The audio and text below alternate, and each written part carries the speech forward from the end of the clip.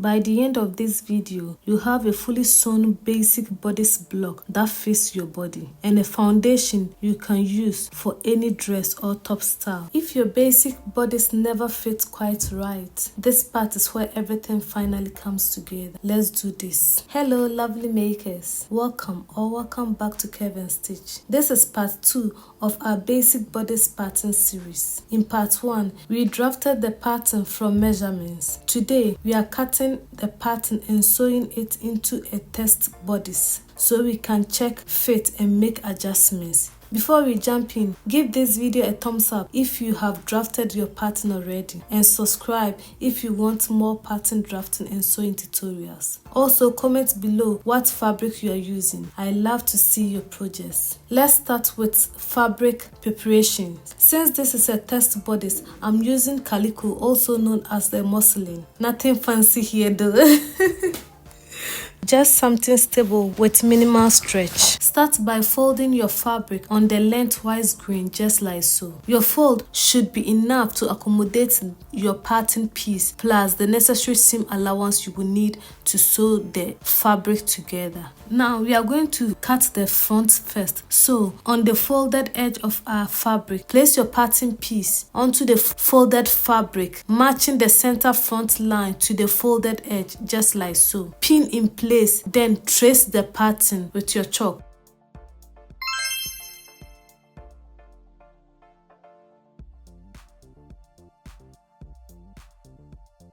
Transfer all notches like the dart notches so that you'll be able to transfer your dart. Now place your pin into the dart point, not the bast point, the dart point. Then transfer your dart onto the fabric just like so. Do the same at the back of the fabric to make the mark for your dart. Now take off your pattern, then pin your pattern in place so that it will not move around when you are cutting. Draw your dart legs to complete the dart on the fabric just like so. Then add all the necessary seam allowance you will need. So in this case, I'm just adding 1/2 inch seam allowance all through. Be sure to mark all your notches. So on the neckline, on the shoulder, armhole, side seam, and then the waistline, I'm going to add 1/2 inch all through for my seam allowance. Join the points to create the seam allowance lines just like so.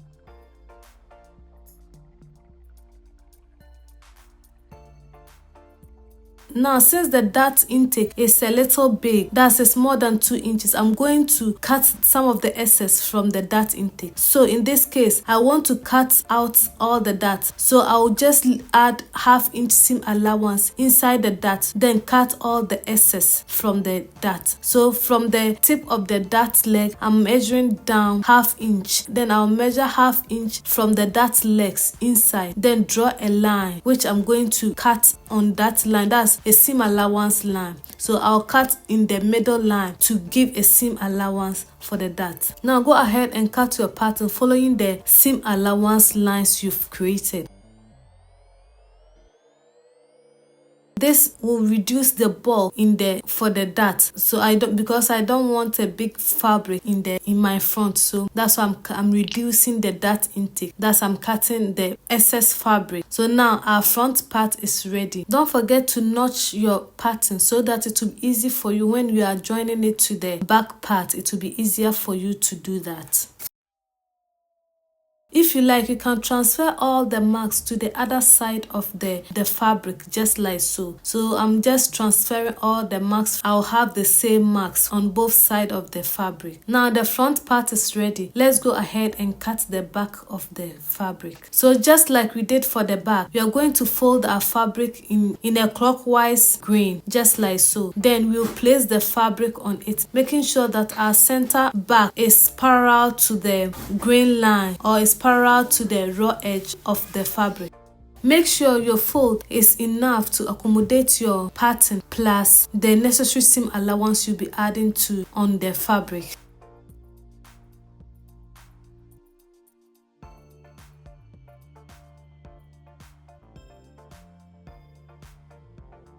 Transfer your pattern onto the fabric. Make sure you transfer all notches. Then place a pin at the dart point to transfer the dart point onto the fabric just like so.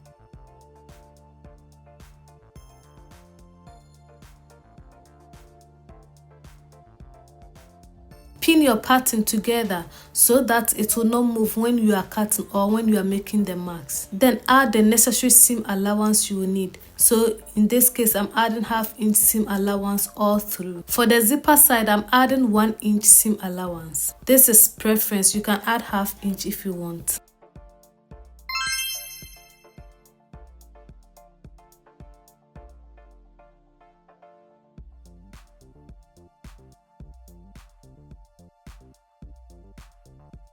Transfer all your darts and notches.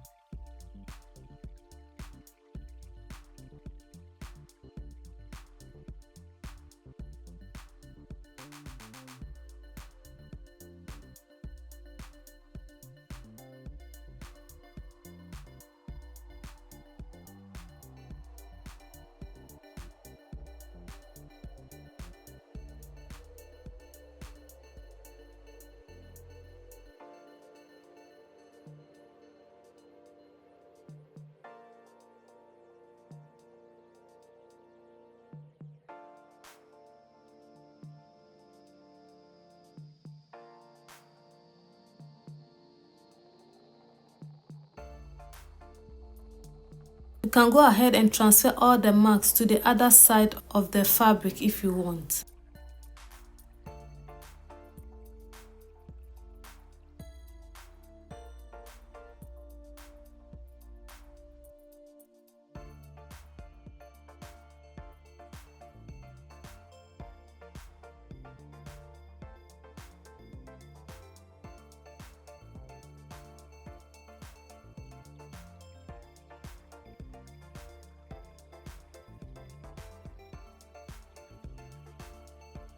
This is your two pattern after cutting. That's the front and the back.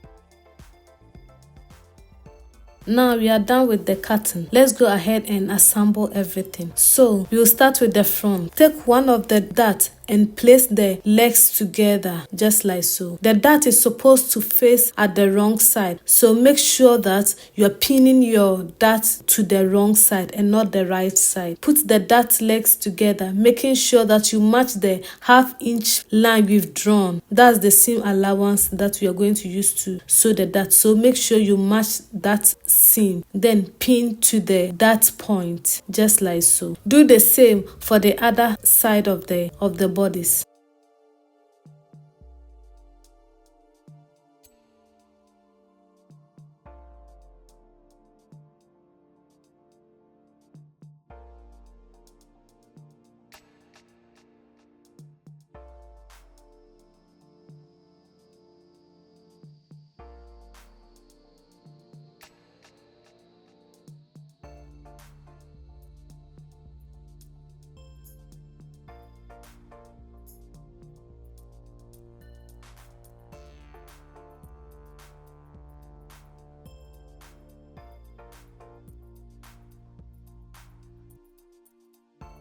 Then take your back piece, then do the same just like you did for the front. Separate the two back pieces, because since we cut 2 pieces for the front, you have 2 pieces like so. So separate it, then take one dart leg, then pin the dart leg to create the dart just like so. Make sure you match your notches and the center line for the dart is right in the center and the notches are matching nicely. Then pin it. Pin the shoulder dart too, just like you did for the waist dart.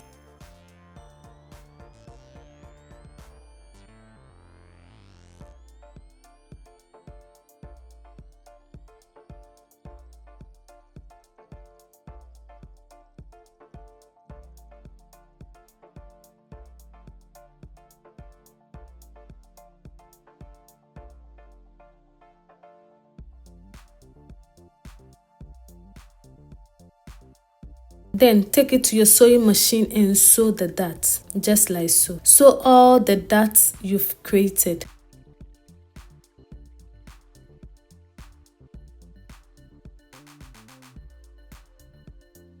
When you are sewing a dart, backstitch at the beginning of the dart, but don't backstitch when you are leaving the fabric. That's at the dart point, you don't backstitch, but rather leave a little thread tail which you use to secure your darts later on.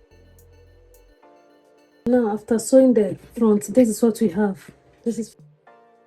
Now take the thread tails you left and tie knots with it just like so to secure your darts. Do it for all your darts, then cut it off. Repeat the process for all your darts just like so.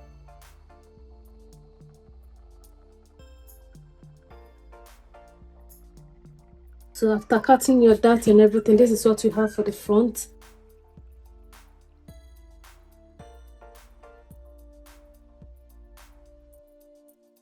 Please give this video a thumbs up as it helps with the discovery of the video.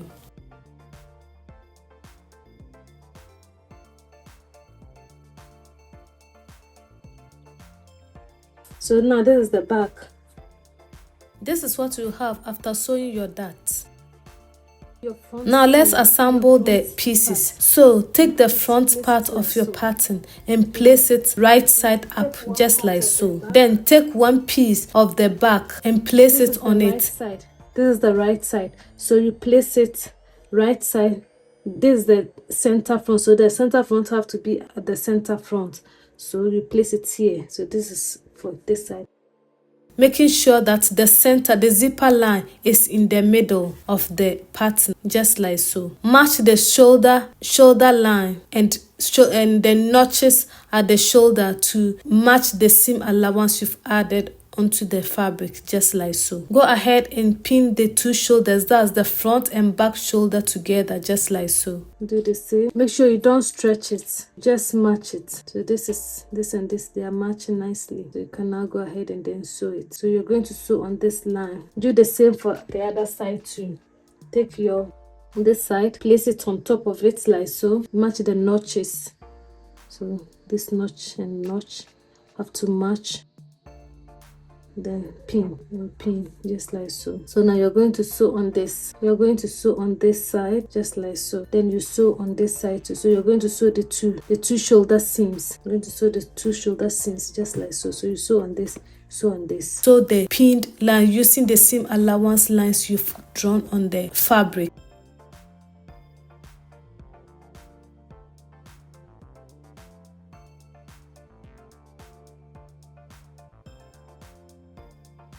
So after sewing the shoulder seams, this is what you will have. If you like, you can take it to your ironing board and press the seams. Now we are going to join the side seam. So take the front and back side seam and join it together, making sure you match the notches or the seam allowance lines you've drawn on the fabric. Make sure you match them nicely. Then pin it together just like so. Pin the left and then the right side. Then take it to your sewing machine and sew on the seam allowance lines.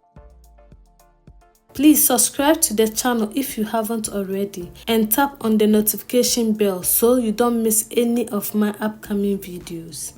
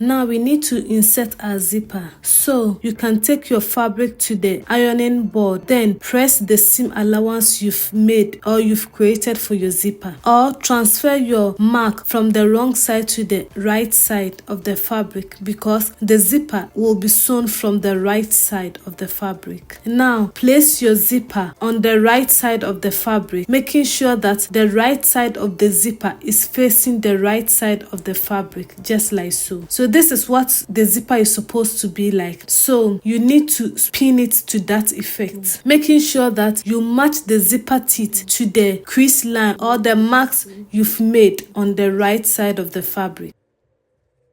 Now,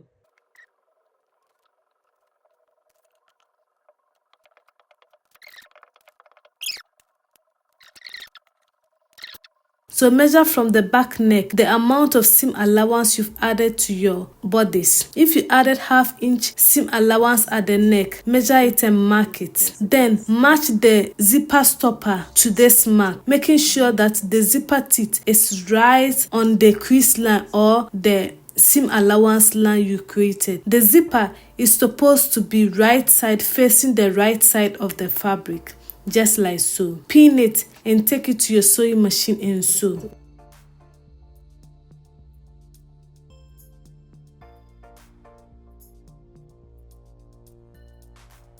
If you are new to sewing, you can hand stitch the zipper in place so that it will be easy for you to control the zipper when you are sewing. Or you can take it to your sewing machine, then use basting stitch to just sew the zipper in place so that it will be easier for you to control the zipper at the teeth when fixing it. So I'm just going ahead to pin the zipper in place, making sure that the zipper teeth is right on the crease line I've created. So you can use your zipper foot, then sew on the zipper just to attach the zipper to the fabric, so that it will be easier for you to control just the teeth, so that you'll be able to sew right on the teeth. I'm going ahead to sew a stitch at the very edge of the zipper just to secure the zipper in place.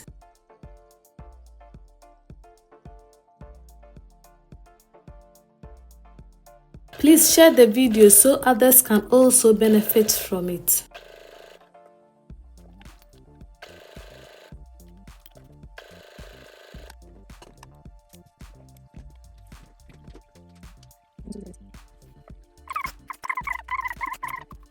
If you don't have invisible zipper foot, you can still use the zipper foot to fix your zipper. You just have to make sure that you are sewing very close to the teeth without sewing on the teeth. So this is what I'm talking about. You can just stitch the zipper to attach it to the fabric, just like so. This way you'll be able to control the teeth without moving the zipper around. So now, using your invisible zipper foot, sew very close to the zipper teeth. Pull the zipper teeth open whilst you sew, so that you'll be able to sew very close to the zipper teeth. So as you can see, I use my fingers to open the zipper whilst I sew the zip, to be able to sew very close to the zipper teeth without passing on the teeth, to create that invisible effect. And the stitch you first sewn will help prevent the zipper from moving around.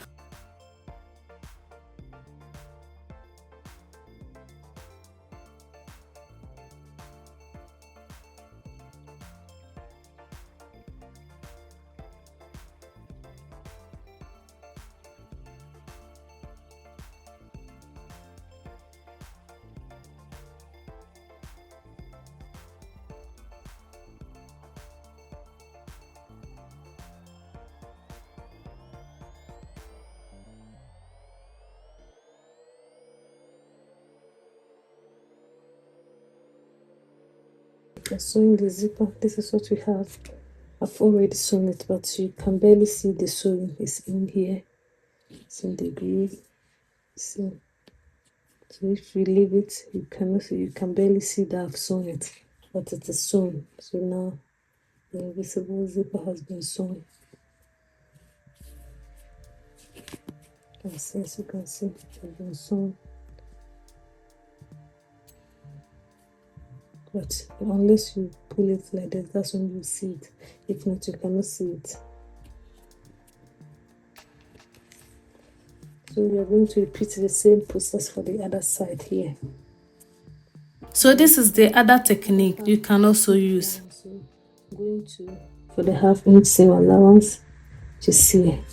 So our zipper is going to start from here. So now take it This is how it's supposed to be. Close it. You can close it if you want. This is how it's supposed to be. So it means you have to come like this. So now it's like this. But so we need to turn it like this and match this to this, making sure that it is the teeth is matching this line. Yeah. So that the plastic part is right on where my inch is.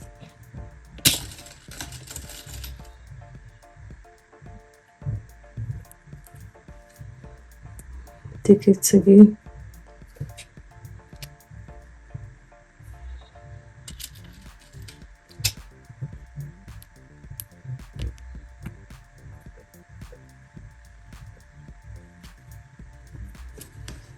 And place it down.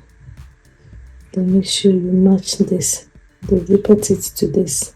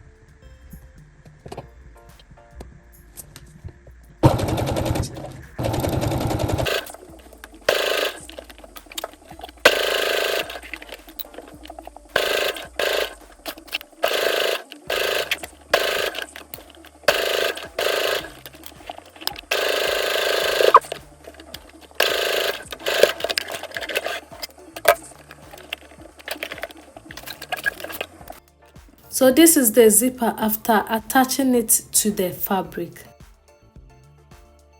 Now your basic bodice is ready. You can go ahead and test the fit and make any adjustments needed.